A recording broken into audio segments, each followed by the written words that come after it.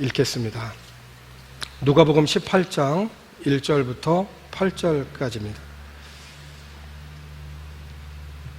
신약성경 누가복음 18장 1절부터 8절까지 한 절씩 읽고 8절 말씀은 같이 읽겠습니다. 예수께서 그들에게 항상 기도하고 낙심하지 말아야 할 것을 비유로 말씀하여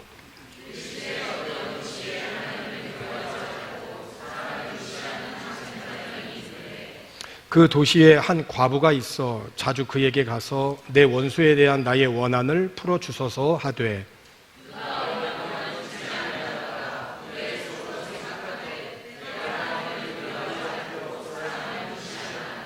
이 과부가 나를 번거롭게 하니 내가 그 원한을 풀어주리라. 그렇지 않으면 늘 와서 나를 괴롭게 하리라 하였느니라.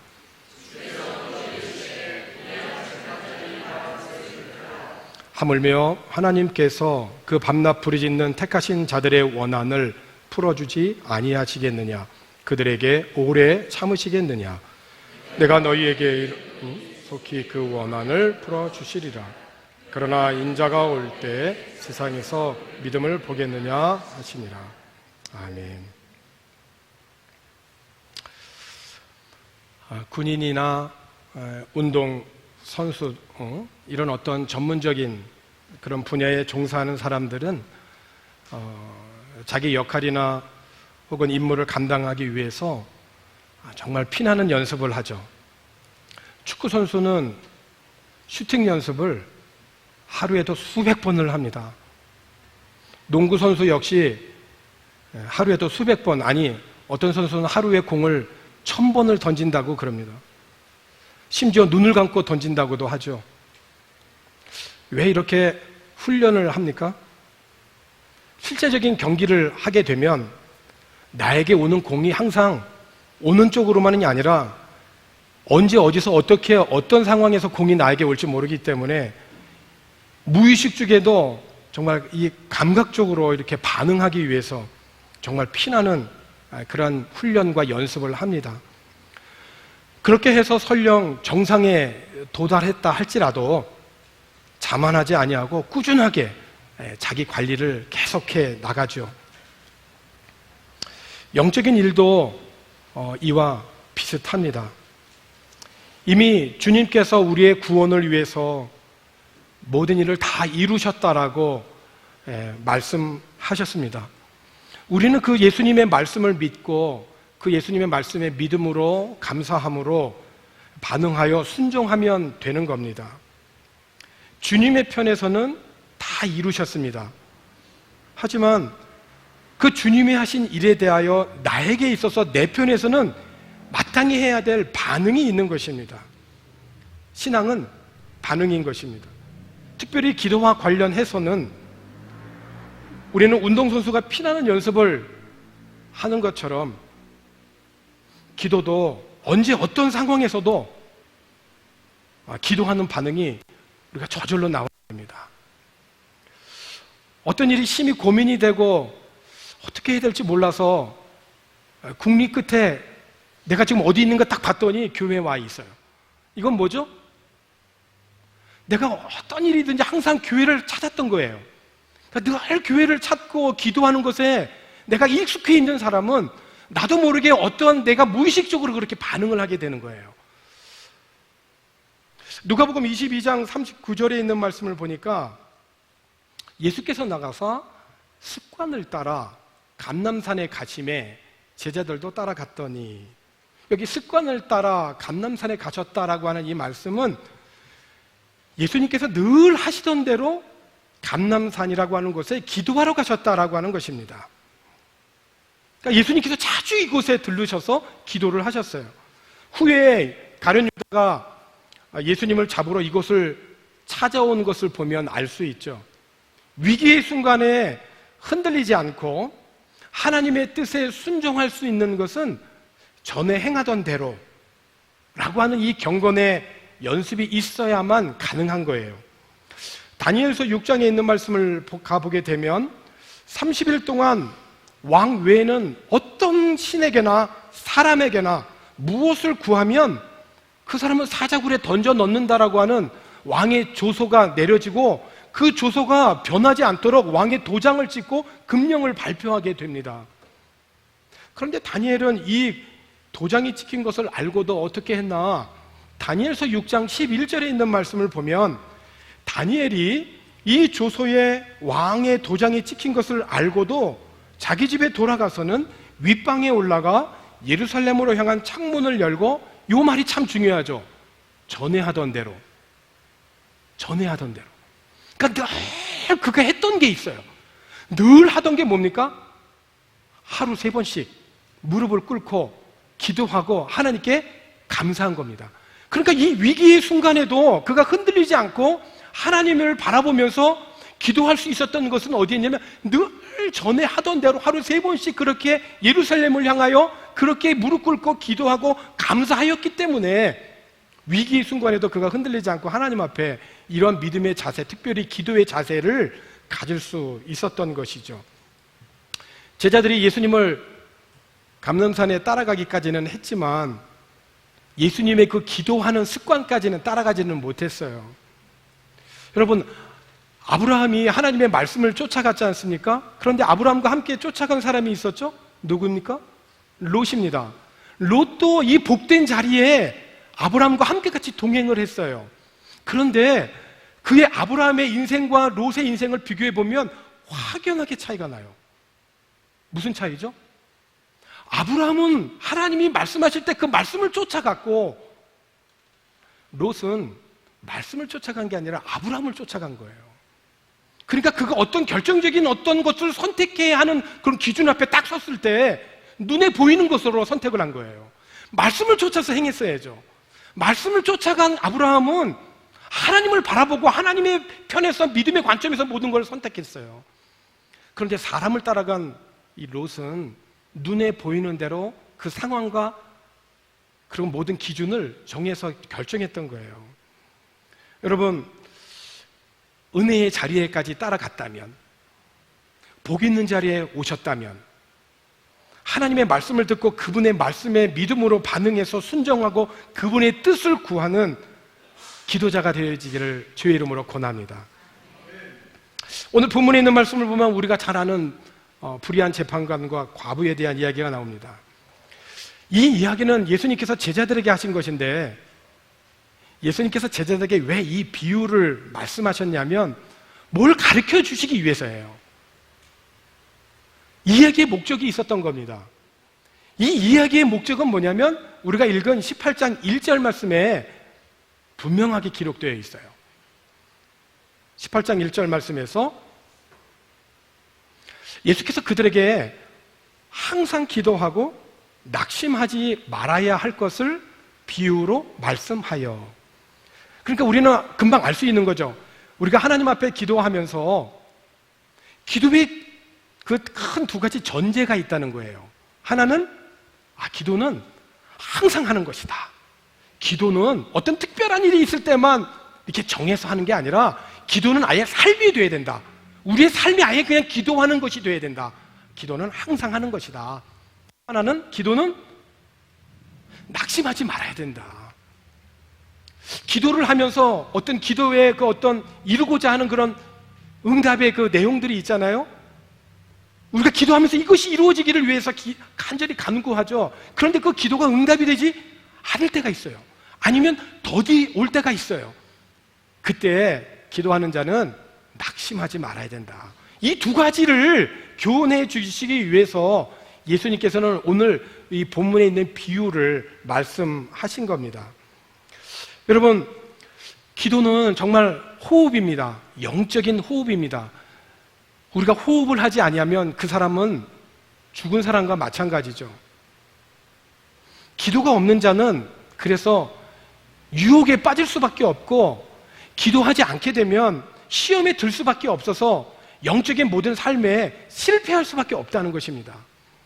누가복음 22장 40절에 보면 예수님께서 제자들에게 이렇게 말씀하셨어요. 그곳에 이르러 그들에게 이르시되 기도하라, 이렇게 말씀하셨어요. 무엇하지 않기 위해서? 유혹에 빠지지 않기 위해서. 유혹에 빠지지 않기 위해서 너희들이 기도해라, 이렇게 말씀하셨고, 같은 누가복음 22장 46절에 있는 말씀을 보면 또 기도하라고 말씀하셨어요. 왜 기도하라고 말씀하셨냐면은 46절에 이르시되 어찌하여 자느냐, 시험에 들지 않게 일어나 기도하라고 하셨어요. 그러니까 기도하라고 하시는 예수님의 이 명령에는 너희들이 유혹에 빠지지 않기 위해서, 그리고 시험에 들지 않기 위해서 기도하라고 말씀하시는 겁니다. 특별히 이제 기도하면서 응답을 기대하게 되는데, 기도의 응답이 더디거나 원하는 대로 이루어지지 아니할 때 우리가 정말 낙심하죠. 그래서 더 이상 기도를 하지 않습니다. 끈질긴 기도에 실패를 하는 겁니다. 기도하다가 응답이 더디다고, 기도하다가 내가 기도한 대로 이루어지지 않는다라고 낙심하는 것, 그것은 기도의 바른 자세가 아니죠. 오늘 본문에서 예수님께서는 바로 이와 같이 항상 기도해라, 그리고 기도하는 가운데 낙심하지 말아라, 이것을 가르치기 위해서 이제 비유를 말씀하셨는데, 어떤 도시에 하나님을 전혀 의식하지 않는, 그리고 사람들도 안중에 없는 재판관이 있습니다. 그런데 그 도시에 한 과부가 살고 있었어요. 계속해서 날마다 이 재판관을 이 과부가 찾아갑니다. 찾아간 이유는 다른 것이 아닙니다. 내 권리가 지금 침해받고 있으니까 나를 좀 보호해달라고 하는 그런 간청입니다. 재판관은 거들떠보지도 않습니다. 그런데 과부가 계속해서 찾아오니까 재판관이 혼잣말로 이렇게 합니다. 나는 하나님이 어떻게 생각하는지 관심도 없고 사람들의 생각은 더 말할 것도 없는데, 이 과부가 이렇게 끝까지 나를 귀찮게 하니 이 내가 뭔가 조치를 취하여서 이 여자가 이제는 정당한 대우를 받도록 해주는 편이 좀 낫겠다. 그렇지 않으면 이 여인의 이 집요한 펀치에 내가 시퍼렇게 멍이 들겠다, 이렇게 생각했다는 거죠. 그리고 이제 주님이 이어서 말씀을 하십니다. 너희는 이 불의한 재판관이 하는 말을 들었냐? 그렇다면 너희는 도움을 구하고 끊임없이 부르짖는 택하신 백성을 위하여서 그 상황 속에 하나님이 개입하셔서 정의를 이루어 주실 것이 아니겠느냐? 너희들이 왜 이것을 생각하지 못하느냐? 하나님이 자기 백성들의 권리를 지켜주시지 않겠느냐? 내가 보장하는데 하나님이 반드시 그렇게 해주실 것이고 하나님은 그렇게 질질 끌지 않으실 것이다 라고 말씀하셨어요. 우리는 이 이야기에서 이제 한 가지 이제 오해는 하지 말았으면 좋겠습니다. 어떤 기도든 끈질기게 기도하면 그 기도가 응답이 된다는 것입니다. 여러분 그렇습니까? 여러분 어떤 기도든지 하나님 앞에 끈질기게 기도하면 하나님 그 기도를 들어주시겠습니까? 아멘입니까? 잘 생각하고 아멘 하셔요. 예. 내가 아무리 사랑하는 그 아이가 할지라도 그 아이에게 위험한 칼을 달라고 계속 요구하면 줄 수가 없습니다. 그걸 주면 그 아이는 위험하기 때문에, 칼을 줄 수 있는 거는 맛있는 요리를 할 수 있는 주부에게 적합한 거예요. 그렇죠? 오늘 본문의 이 비유가 항상 기도하고 낭망하지 말아야 되는 것에 대한 비유를 가르쳐 주시기 위해서 이 비유를 말씀해 주셨는데, 기도에 관한 비유이지만 한편으로는 이 기도를 받으시고 응답하시는 하나님이 어떤 분인가에 대해서 우리가 더 초점을 맞춰야 됩니다. 왜냐하면 기도를 받으시는 분은 하나님이시니까, 기도에 응답을 주시는 분도 하나님이시기 때문에, 그래서 기도할 때는 가장 중요한 것이 하나님이 어떤 분이신가에 대한 이해가 있어야만, 바른 지식이 있어야만 우리가 그분의 뜻에 합당한 바른 기도를 드릴 수 있다는 거예요. 오늘 본문에 나오는 재판관이 하나님을 전혀 의식하는 사람이 아닙니다. 사람들도 안중에 없습니다. 그럼에도 불구하고 그 사회에서 가장 연약한 이 과부의 청을 들어준 이유가 무엇입니까? 끈질겼기 때문에? 1차적으로는 그 끈질김입니다. 포기하지 않고 계속해서 찾아오는 이 끈질김이 이 재판관의 마음을 움직인 건 맞습니다. 기도의 자세에서 정말 끈질기게 포기하지 않고 기도하는 것 매우 중요합니다. 그러나 이 불의한 재판관이라 할지라도 이 여인의 청을 들어준 근본적인 이유는 이 여인의 요구가 정당하다는 것입니다. 이 여인의 요구는 잘못된 것이 아니라는 것입니다. 그건 불의한 재판관이라 할지라도 아는 내용이라는 거예요. 그러면서 예수님의 말씀이 뭡니까? 하물며 공의로우신 하나님께서 너희의 청을 들어주시지 않겠느냐는 거예요. 그러므로 우리가 기도할 때 중요한 거는 하나님이 어떤 분이냐라고 하는 것을 알고 믿음으로 기도해야 된다는 것이에요. 하나님이 어떤 분이십니까? 공의로우신 하나님이시라는 거예요. 여러분, 성경에 공의라고 하는 이 단어가 창세기 18장에 처음 나옵니다. 개역 성경에는 공의라고 나왔는데 개역 개정에는 정의로 이제 다시 번역을 해서 나왔는데 이 공의라고 하는 이 뜻이 처음으로 나온 것이 창세기 18장이에요. 창세기 18장에서 내용은 뭐냐면 아브라함이 소돔성을 멸망하겠다라고 하는 하나님의 멸망 예고에 대한 아브라함의 간절한 중보 기도가 18장에 있습니다. 아브라함이 왜 이렇게 끈질기게 하나님 앞에 소돔성을 위해서 기도했느냐? 물론 사랑하는 조카 롯이 거기에 있기 때문입니다. 그런데 아브라함이 그렇게 집요하게 끈질기게 하나님 앞에 기도할 수 있는 근거는 뭡니까? 하나님은 공의로우신 분이라는 거예요. 하나님은 공의로우신 분이기 때문에 공의가 뭡니까? 악인에게는 형벌을 내리고 의인에게는 구원을 베푸시는 것이 하나님의 공의예요. 정의예요. 바른 것을 판결해 주는 거예요. 그런데 악인에게는 구원을 주고 의인에게는 멸망을 준다면 이거는 공의라고 볼 수가 없는 거죠. 아브라함이 지금 하나님 앞에 기도하는 것은 뭡니까? 하나님, 그 소돔성에 의인 50명이 있다면 어떻게 그것을 멸망할 수 있겠습니까? 이거는 하나님의 공의의 풍성에 어울리지 않지 않습니까? 그리고 끈질기게 기도한 거예요. 그러니까 아브라함의 기도의 근거는 뭐냐면 하나님의 공의로운 성품에 근거하여 기도한 거예요. 믿음의 기도인 것이죠. 물론 50명이 없어서 계속 줄어서 10명까지 갔지만 오늘 우리가 정말 생각해야 할 것은 하나님 앞에 우리가 신앙생활하는 중에 기도하면서 기도할 때 우리의 많은 그런 기도의 제목이 있겠지만 기도의 근본적인 바탕은 뭐해야 되냐? 하나님은 공의로우신 분이라는 거예요. 하나님이 말씀하신 것은 꼭 이루신다는 거예요. 구하는 자에게 주시지 않겠느냐? 성령을 구해라. 그러면 이 말씀에 근거해서 하나님, 내가 성령 받고 싶습니다. 내가 이 땅에 살아가면서 성령의 능력과 힘으로 신앙생활하고 싶습니다. 이건 공의의 하나님 앞에 의인의 간구하는 거예요. 구하는 자에게 왜 주시지 않겠느냐? 오늘 이 말씀을 믿음으로 받고 하나님 앞에 간구하는 삶의 기도자들이 되어지기를 주님의 이름으로 권합니다. 우리가 왜 이 땅에서 우리가 왜 그리스도인으로서 번성하지 못하고 망할 수밖에 없습니까? 하나님에 대한 지식이 없어서 그렇습니다.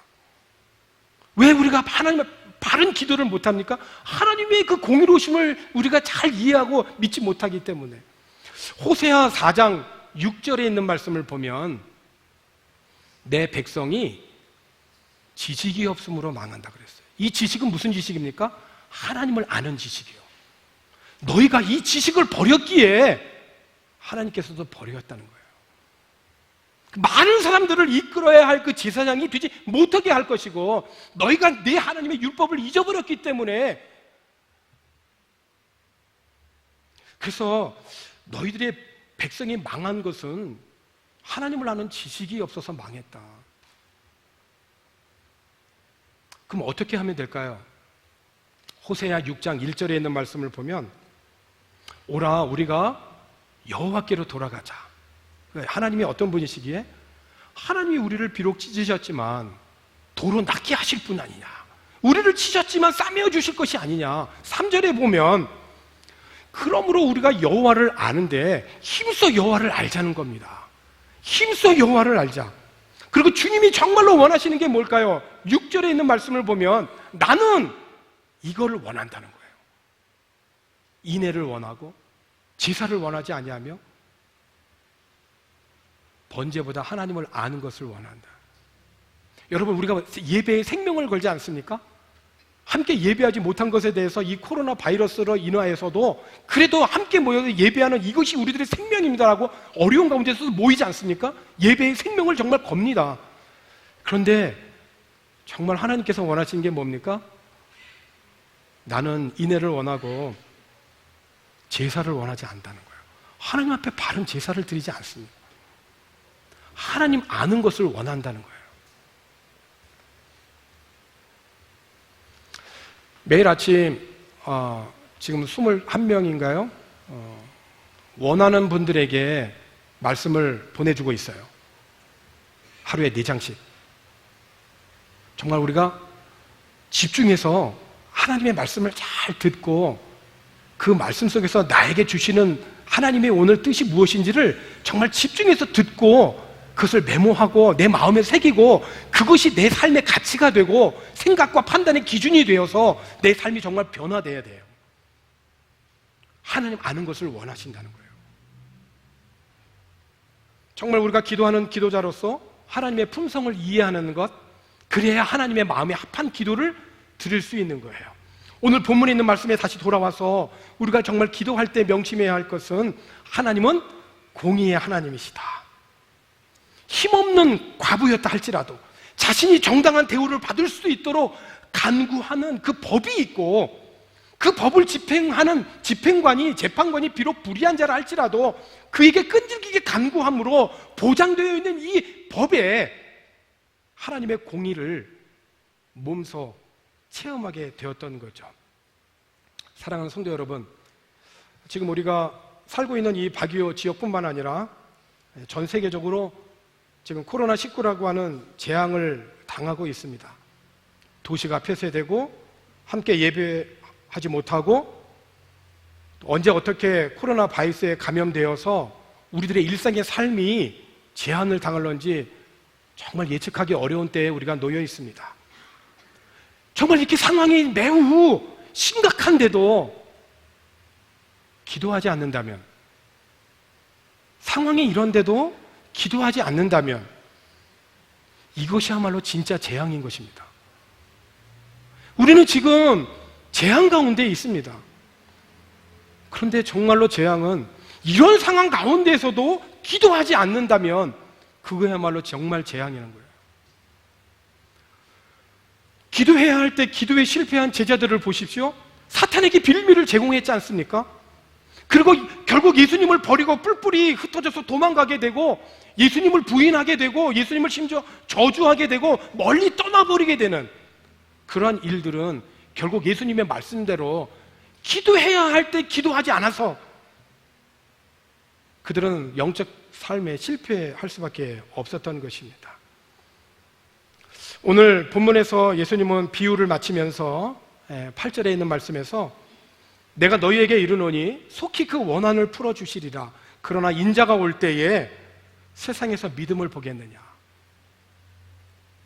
이 말씀은 무슨 말씀입니까? 예수님께서 더디 오시는 시간이 계속해서 그렇게 연장이 되어진다 할지라도 너희들이 실망하여 믿음에 떠나거나 기도하다가 응답이 없다라고 하여서 기도를 포기하지 말고 주님께서는 이 실망스러운 시간에도 끝까지 인내하면서 기도하라고 권면을 하시는 것입니다. 사랑하는 성도 여러분, 얼마 동안 그래도 기도하다가 응답이 없어서 포기한 것은 없습니까? 여러분 다시 한번 낙심하지 말고 다시 기도의 무릎을 일으켜 보시기를 바랍니다. 지금은 정말 기도할 때입니다. 주님께서 지체 없이 풀어주실 것입니다. 불의한 재판관은 억울한 일을 당한 과부의 그 끈질긴 강층에 못 이겨서 그의 호소를 들어주었지만 우리 하나님은 공의의 하나님이십니다. 불의한 재판관은 그 여인의 그 호소를 성가시게 여겼지만은 우리 하나님은 오히려 기도하는 자를 찾으십니다. 하나님의 약속의 말씀을 굳게 붙잡고 그 말씀에 근거하여서 하나님 앞에 기도하는 그 기도를 우리 주님은 원하고 계십니다. 오늘 저와 여러분이 주님이 찾으시는 삶의 기도자, 참으로 하나님의 공의에 하나님에 입각해서 이 모든 그런 삶의 문제들을 주님 앞에 기도함으로 주님의 안내와 인도를 받고 결국에는 믿음 가운데서 승리할 수 있는 저와 여러분 되어지기를 주님의 이름으로 축원합니다. 기도하겠습니다.